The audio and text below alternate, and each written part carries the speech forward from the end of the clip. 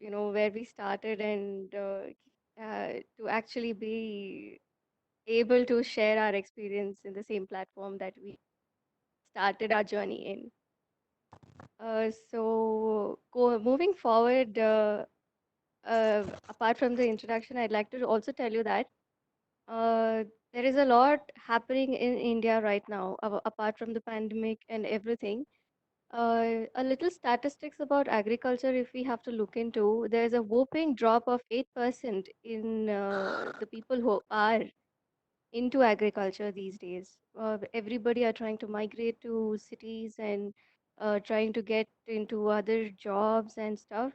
But pandemic wise, people are returning and they are focusing back on agriculture. That's a good thing. India being an agrarian, I think this is a very great opportunity for all of us to encash. And those of us who are into this business stream and those of us who are studying business and learning the ways of doing things, I think we have the opportunity to bridge the farmers to those who live in cities. This is a very much needed task that we have to take up. With the same, am I audible? I just want to confirm. Yeah, yeah, you're audible. You can go ahead. Yeah, with the same concern, we decided with my family's approval, we decided to move back to my own village where we started our farming venture. And let me tell you, the hardships that involve in this are tremendous. It's not as easy as we think. हाँ ठीक है चलो we go and we get into the farm and we start farming.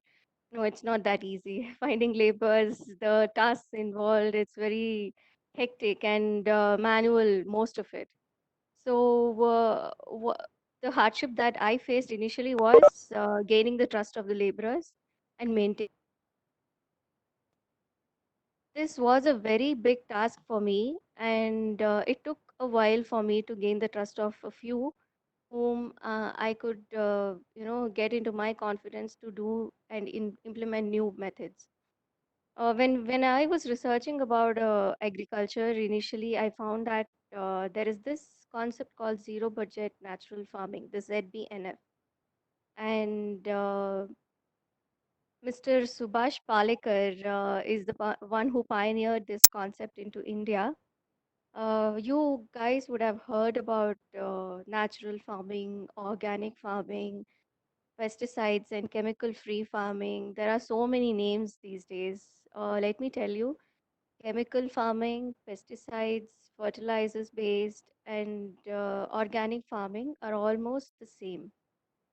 Only thing difference is that in organic farming, you do not use direct chemicals, but you use vermicomposting. Again, the vermicomposting that was promoted in India was uh, from a worm that is not Indian based again, which was a European based worm. So, all these things, when we look at what we are forgetting is India is very rich in agriculture and we have our own traditional methods. So, focusing on that, Mr. Subhash Palekar found out this ZBNF concept, which is zero budget natural farming. The name itself tells you when you think of zero budget, you might wonder how is it possible.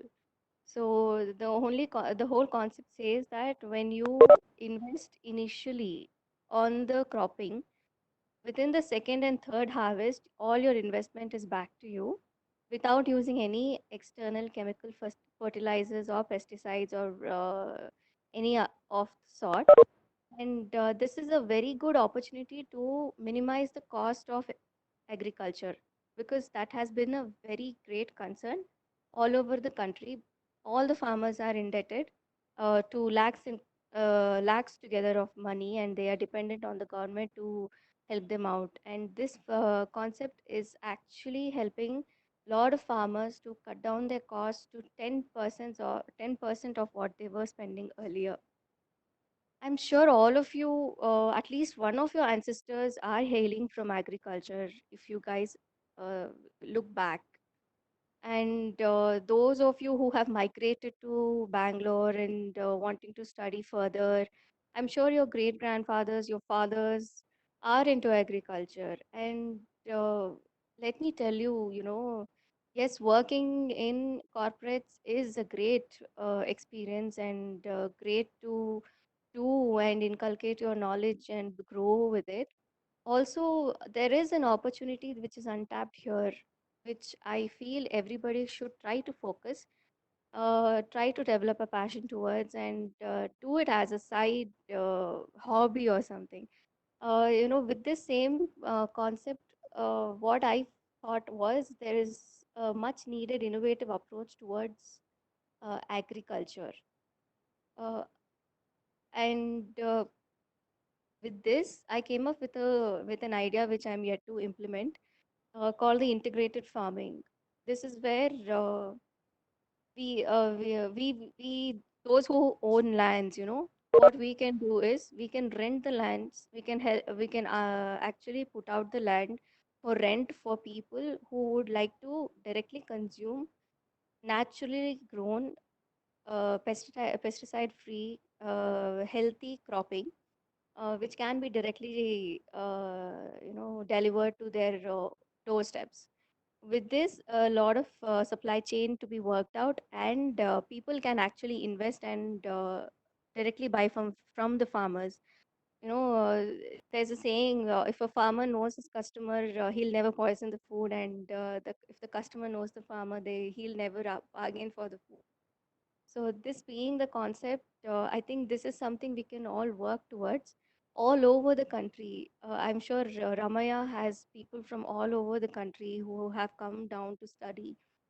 You all, this is a deed for the country. You all can go back and spread this uh, great concept and start gaining knowledge about it and spread the knowledge so that a lot of farmers can gain by it with less expenditure, and actually other all the customers can reap very much good quality food, because all the food that we are consuming is so chemical based that no matter what you try, you're bound to a lot of diseases and lot of such things. I think this is one of the opportunity that we have never thought about in depth. And there are also lot many companies that are coming up. For example, Farmazon. I'm not sure if anybody has heard of it, but this is also a company that is trying to do the same thing, but it is more inclined towards the organic growth. This natural growth farming is something we have to promote in order to help people to come out of the chemical based food chain. So this is what I always wanted to speak about. If there are any queries, why don't we have this as a discussion? Anybody who would want to know more can talk to me about.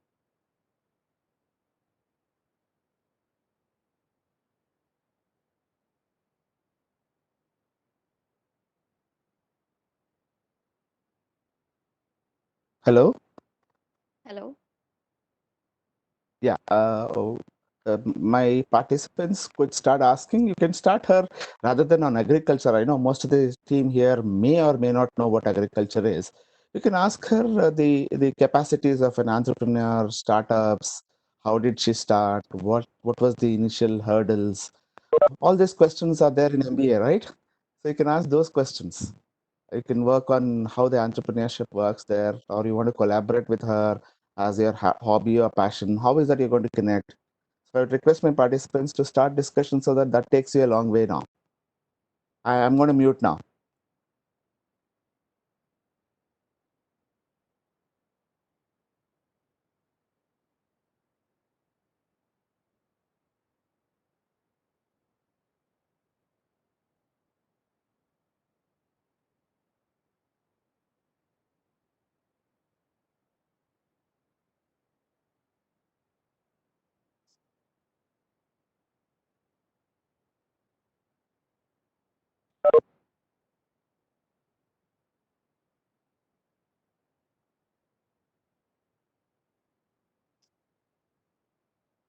Anybody?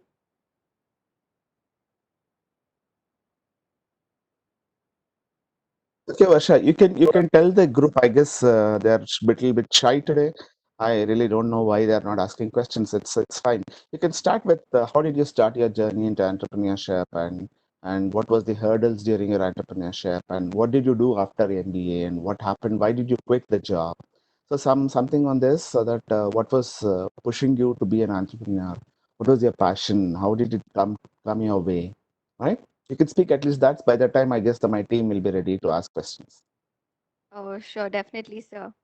Uh, so this actually didn't come to me as a plan. It just happened suddenly.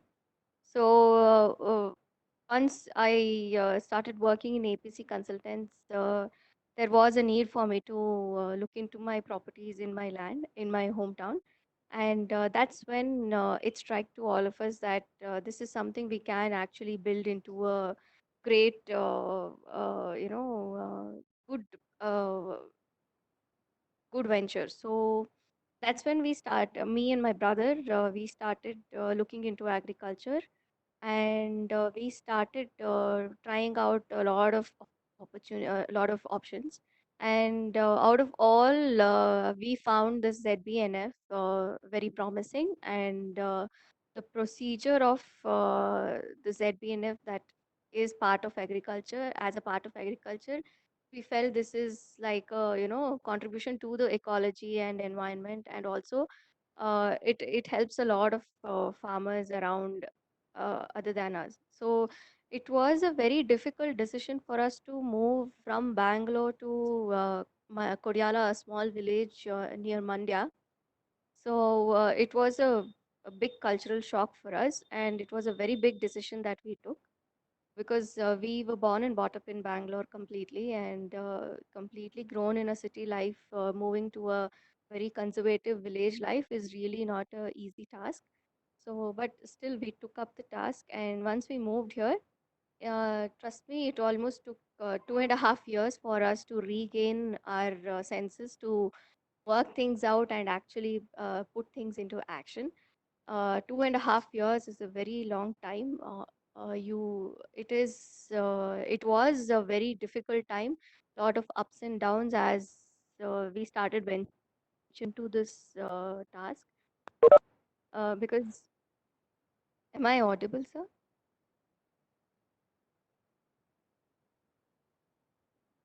Go ahead, you are audible. No problem. Yes, you're audible. We are Go listening. ahead, Varsha. Okay.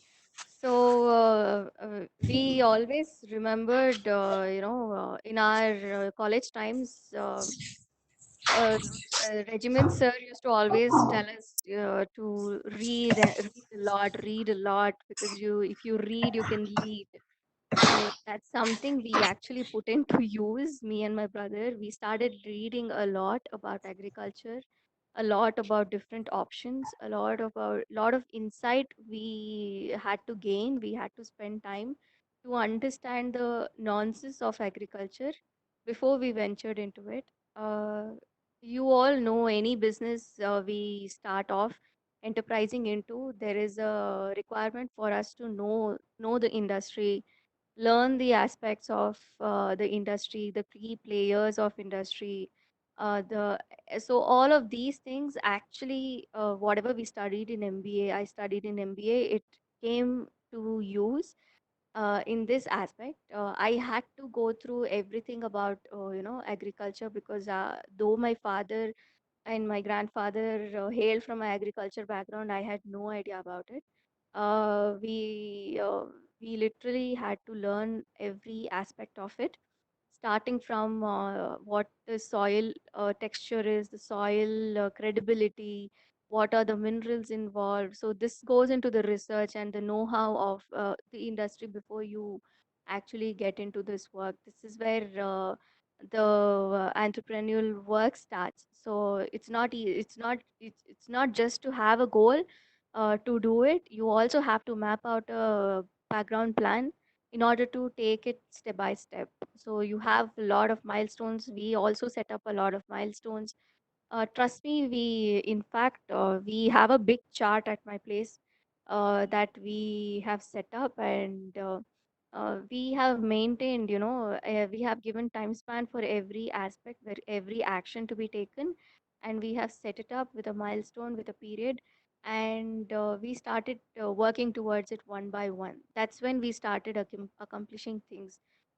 Because if initial 2.5 years, it was very difficult. You cannot just go and say, yeah, I'm going to get into agriculture. Let me start plowing the land. No, it's not going to happen. That's not what happened. So that's when we realized and we started, marking milestones. And our first milestone, to be frank, was to understand everything. So that's when we started getting into reading a lot about agriculture and a lot about this whole industry. We found a lot of government aid and government supports, a lot of know-hows from the government setup as well. But to our surprise, trust me, all those schemes that are present in the government, it's very difficult to implement because things don't happen very quickly. It takes ages. So we had to snap out of that and start it on our own. That's when we had to plan the funding, and so that's one aspect we covered was the research. The second came to the financial planning and the budgeting, and we had to map out every action that was involved, starting from land clearing, the plowing, the trenches, marking, everything, the borewell, the irrigation facilities, everything. We had to map out every aspect that involved into agriculture for our land, and the method that we were using. And we had to map out all of this, the financial aspect of it. And once that was done, we had to source the funding. We had to borrow. There is a very good loan scheme that we understood for the agricultural purposes, and that helped us out in sourcing the funding. And once the funding was set, there is a subsidized funding as well. But unfortunately, once you get into this field, you will understand the difficulties and the obstacles that are ahead of you. So one thing we found was all the subsidized funding demanded for us to purchase the cropping plants and the saplings from these nurseries that were government aided. But to our surprise, all these nurseries that were government aided, the quality of the sapling was very poor, and only once we purchase those saplings will we get the subsidy. So that was a very difficult task for us to overcome. We had to actually stop taking the saplings from them, and we had to let go of the subsidies.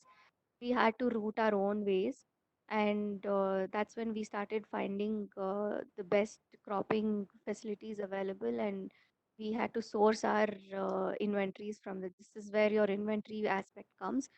So we started sourcing out for good quality saplings, and it all depends on networking and reaching out and tapping out the correct person in order for you to understand and get the quality based, procure the quality based saplings. I don't know if you guys are really understanding the aspects of it. I know agriculture might sound very boring, like it might sound this is not something we want to know. We are doing MBA.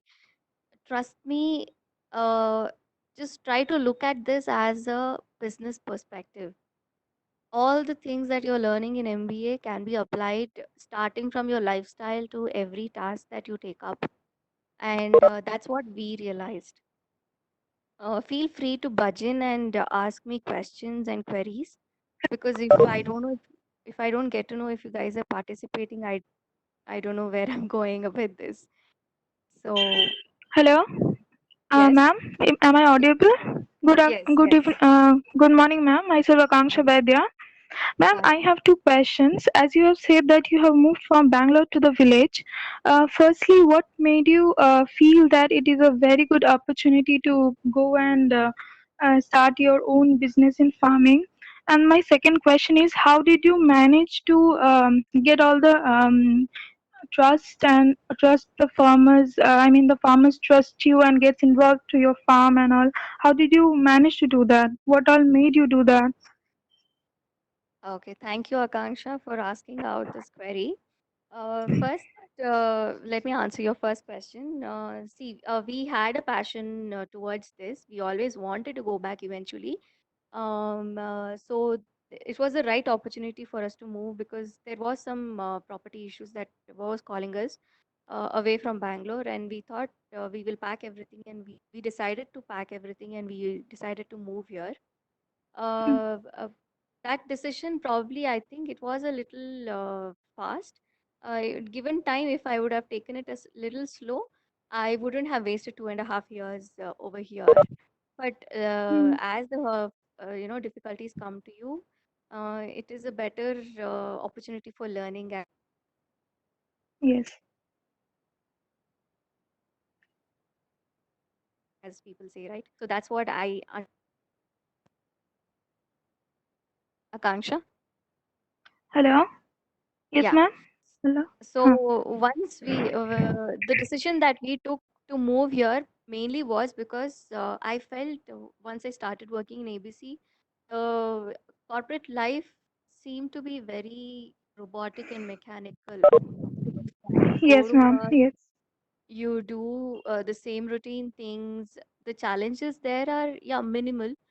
There's a lot of opportunity to grow in your selected field and passionate about if you're passionate about there is a lot of opportunity to grow. But down the line, when I saw myself 10 years down the line, I thought, okay, I would by far I would reach a manager level. I would head a team of 50 plus or 100 plus. I felt that's not enough. I really Yes, wanted ma'am. to tap into more. So that's when we thought this is something very new, and a lot of people hesitate to go back to agriculture, thinking it's very difficult Mm. and all of that.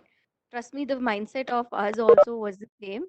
But when we actually got into it, we found out there is so many ways of approaches that we can inculcate in this field as well. Yes. All of us, we youngsters have this ability to think out of the box, bring out new ideas. Not just youngsters, everybody, in fact. Mm. I'm sure Murli sir will agree because he's always thinking out of the box. So all of these things, we have this opportunity to break the traditional approach and actually bring this awareness to the farmers who are using the traditional approach and going under loss, tremendous loss. Because Yes, ma'am. Yeah. we have 8 acres land in my village, and the person who was doing cultivating, we had leased it out. The person has been cultivating sugarcane for almost 15 years, and he has never tried out different other things, other possibilities. The only Mm. cropping they do here was sugarcane and the paddy rice. There is no commercial cropping. They are scared about commercial cropping because of the losses that are attached to it. But they Oh. do not understand the other ways that they can approach. So once I started understanding, when I came here, I started understanding all these aspects. What are their main problems that they're facing? It's lack of knowledge, to be frank, and lack of knowledge, and also being exploited by the name of subsidy from the government. Yes, So, ma'am. Ma'am, can I ask you one more question? yes, Ma'am, as I have even heard that the farmers who are growing for us, they are literally those who grow rice and all for us. At last, at the end of the day, they only have to suffer to get a handful of rice. I mean, they have been exploited by the big companies whom they deliver the rice and all. So, as you have been to this field, so do you really think so? Is it so that it happens to them, kind of exploitation? it's completely true. Let me give you an example. One of the farmer circle I have, this Mm. person, let me tell you the measurement of a land. You're all aware of a 30-60 plot, if I'm Huh. sure. That is one gunta Yes. in a hectare. Okay, so this Mm. person owns a 10 gunta. So 30-60 into 10 multiplied by 10. Mm. This is the Mm. plot that he holds. Okay. Mm. He One gunta will give you 40 bags, gunny bags, 25 kgs gunny bags of rice. Mm. Okay, 40 bags.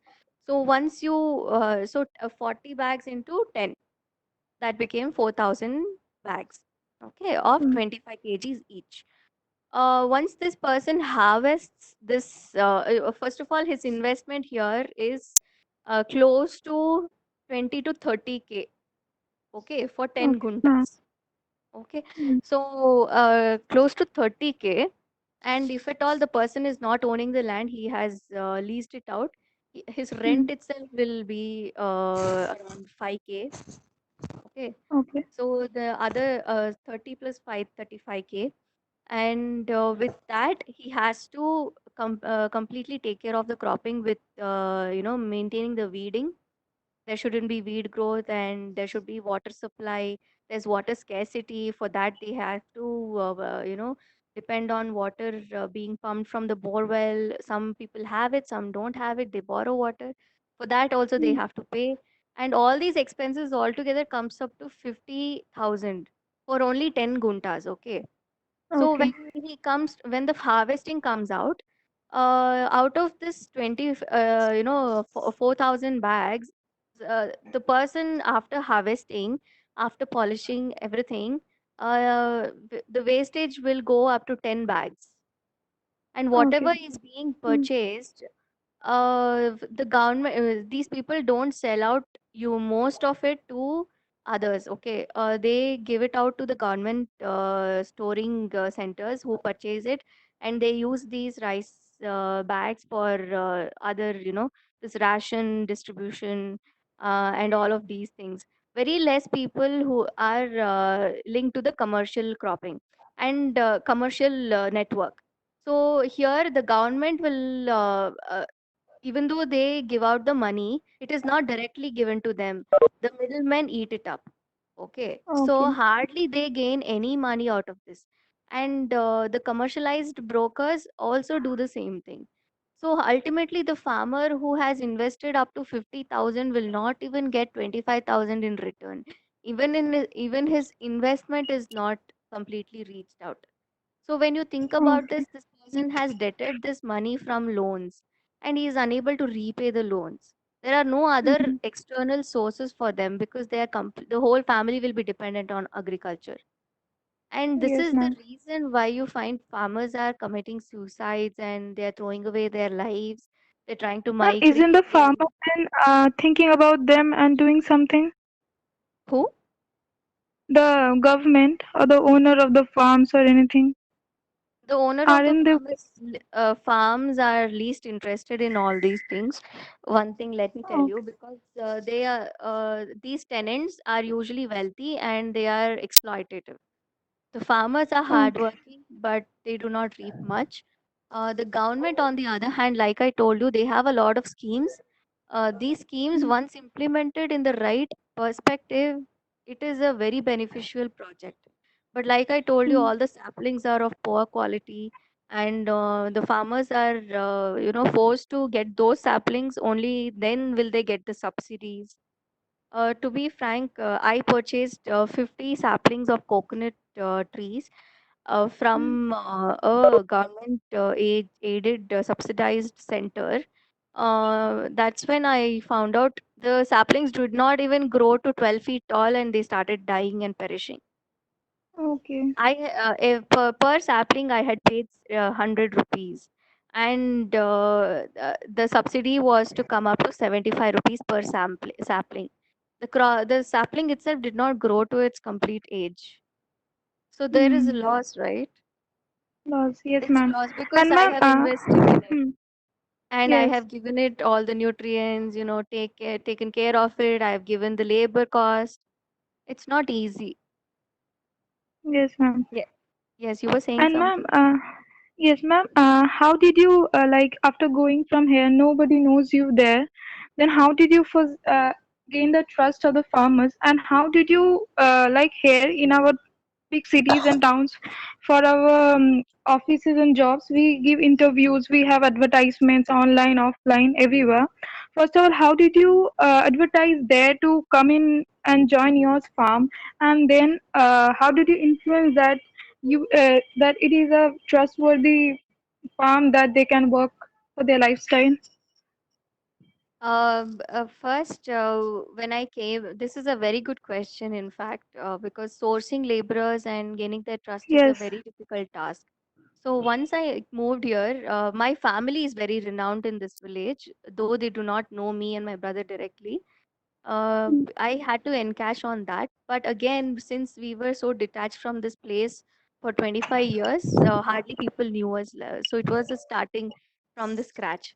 So once we came here, I had to reach out to the neighbor farmers of my land. Wherever my land is located, the neighboring farmers, whoever were there, I had to reach out to them. I had to Okay. build a Mm. relationship with them, understand their approaches. And then once I started researching and I found a lot of other innovative approaches, I started educating them. It's very easy to network in a village, unlike a city. Even though you send flyers and online advertisements, hardly people respond. Here, it's not like that. That's one thing. You reach out to one person, the whole village is aware about it. So Okay. that being my observation, and also there's one practice in the village. Every morning, all the male members of the village, they gather around for tea at around 5 o'clock in the morning at small small tea stalls, yeah, around the villages. So Okay. what Mhm. we actually formulated a plan here. We placed one of the person, the neighbors, farmers who were there. We started educating them, and we started asking them to move out to these tea stalls and start talking about all these things. Once there was awareness created, people started reaching out to us again directly. They wanted to Okay, know. ma'am. They Mm. want, because they are also indebted so much that they also want to get out of it. So they Yeah. started reaching out, and it was easy for us to spread out Okay, ma'am. like that. Thank you, ma'am. You're welcome. So, like I said, it's very, very important in any field that you are in. You have to be very observant and resilient. You shouldn't let any of the obstacles take you down. You should be very strong-willed, in fact, because I don't know if you guys can understand. We actually struggled for 2.5 years doing nothing. We had quit our jobs. We were in a village setup, born and brought up in a city setup. It was very difficult. We used to not even find any McDonald's, no pizza, no burger, no fast food, nothing. It was very difficult, life changing aspect. But then we stuck to it. If we did not have, I don't know, I would have got back to the materialistic life again. But here, being here, we are reaching out to people. That is changing a lot of perspectives of other farmers. People are trying to get themselves knowledgeable, understand. It's very easy to spread this knowledge. So, what I suggest is you have to be very observant, very keen on understanding the nuances where you have to tap to help people, also help yourself. This applies to every aspect of your career, not just agriculture, even in your IT setup, the corporates, any industrial setup, everywhere this aspect helps you. Varsha, this is Professor Prasad. Are you able to Hi, hear sir. me? Yes, Hi, yes. hi, hi. Nice hearing to you. I have a question, Varsha. You spoke about multi-cropping and spoke about cash crops, Yes, and you also spoke about agricultural practices, right? yes, yes, sir.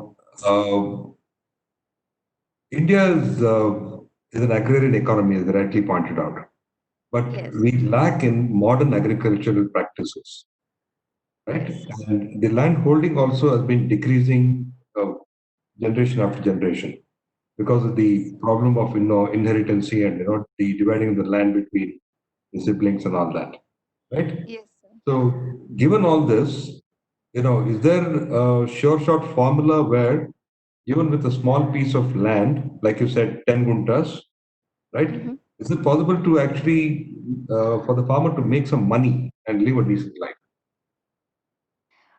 Very interesting question, sir. Thank you for this. And 10 guntas and making money and living a life, it is definitely possible, sir. we are so much taken away aback by this modern approach of farming, modern facilities, and lot of other things. But what I have understood and what I started believing in is an integrated approach is very much important. You cannot completely rely on modern approaches, not completely rely on chemical based, not completely on organic based. What I understood is you can avoid the chemical based completely. This goes to the 10th standard level of understanding, sir. Okay. You have to fulfill the nutrients that the soil require to supply the growth of your plantation.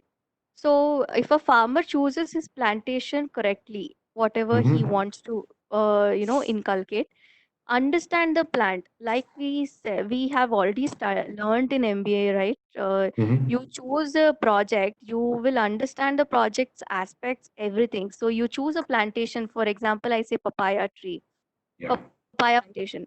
I need to understand what are the requirements for a papaya tree to grow completely with full nourishment.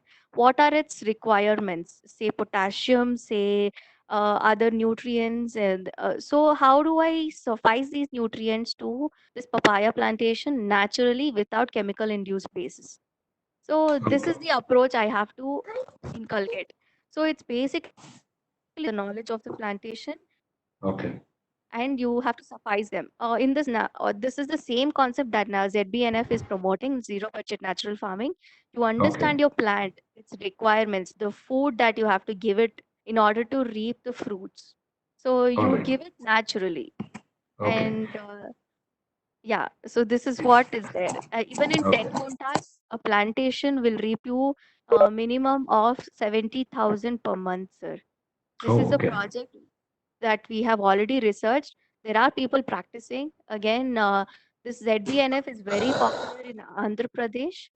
Here Okay. in Karnataka as well. Karnataka was pioneered. Hubli, Dharwad, everywhere you can find now ZBNF practitioners. Excellent. What is your view on cooperative farming?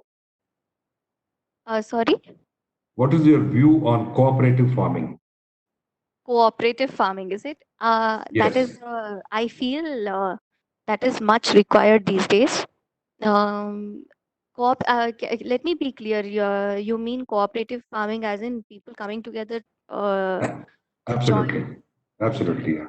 Yeah. I feel this is the best approach that we have to start inculcating. I'm sure everybody are trying to gain jobs and at some point invest to actually, become financially stable. I feel one of the investment in this aspect can be investing into farming. You don't have to, come down and get into the farming all by yourself. You continue your passion, you continue your career, just take a 5 or 10 guntas away, purchase a land of that scale. This is a model that I am working on currently, sir. Okay. I am planning on creating this franchised working model where we create a community of farmers in every villages, and people can actually buy and let the farmers cultivate the crops for them. These people can gain based on rent, those who are investing, and the farmers can actually gain based on their earnings. So this is Excellent. something. Excellent. Excellent, Varsha. You're a true example of how to use, theoretical knowledge in an area like farming, right? I Thank mean, good luck to thank you, you. sir. And just for the benefit of everybody, the government of Karnataka has come up with a new legislation which allows non-farmers also to buy agricultural land. Earlier, if you had to buy agricultural land, then you Yes, should have been a farmer. But now the registration is not there. yes, yes, Yeah. sir. And Okay. Yeah. Go I'd ahead. Go like to ahead. thank all the faculty members because I'm nothing today. If it weren't for all of you people, because Ramaya has amazing faculty members. Guys, if you all are listening, I'm sure you might feel, yeah, the whole structure, the culture of Ramaya is so stringent, strict, and all of that. Yes, even we felt it during our college days, but I feel there is a lot to learn and implement in every aspect of your life. I still remember the classes we used to attend. I still remember the lecturers actually telling out other aspects of not the subject oriented, other aspects as well. I think you guys need to pay a lot of attention, learn every inch of it. They are so knowledgeable. You need to be the suckers. You need to, actually get all that knowledge and you have to fill yourselves. It's very important. You guys have great opportunity here. You need to exploit them. You need to understand their way because they are so industrially knowledgeable that any queries they just answer with a snap. I mean, it's not just for the sake of answering. There is stuff in it. You guys need to exploit all of this. Make the best out of your college days in Ramaya.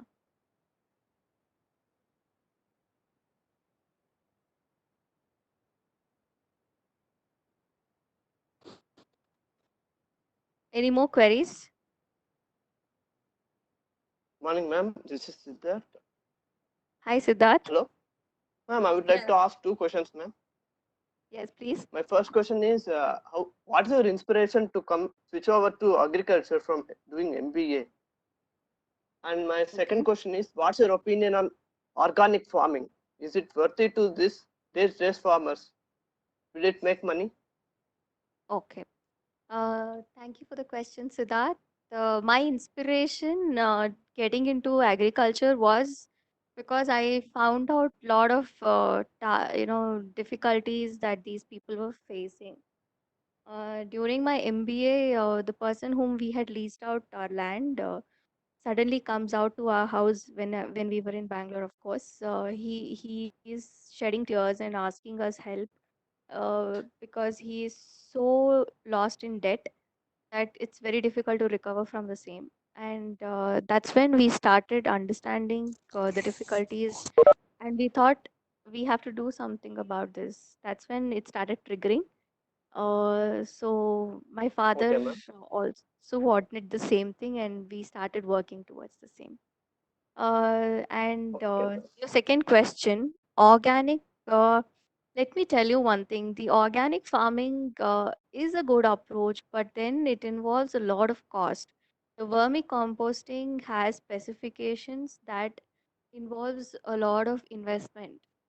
And I feel the amount of investment that goes into it, again, controlling the pest is difficult. Organic farming completely involves in vermicomposting, and that's the manure part. The pest control part Okay, ma'am. is again a little difficult in organic farming. So you have invested in your manure part.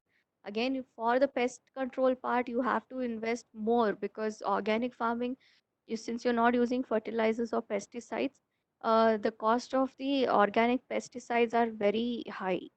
I feel it's too hyped that you have to get into organic farming. I don't think it's a very good opportunity. I've seen utter losses in organic farming.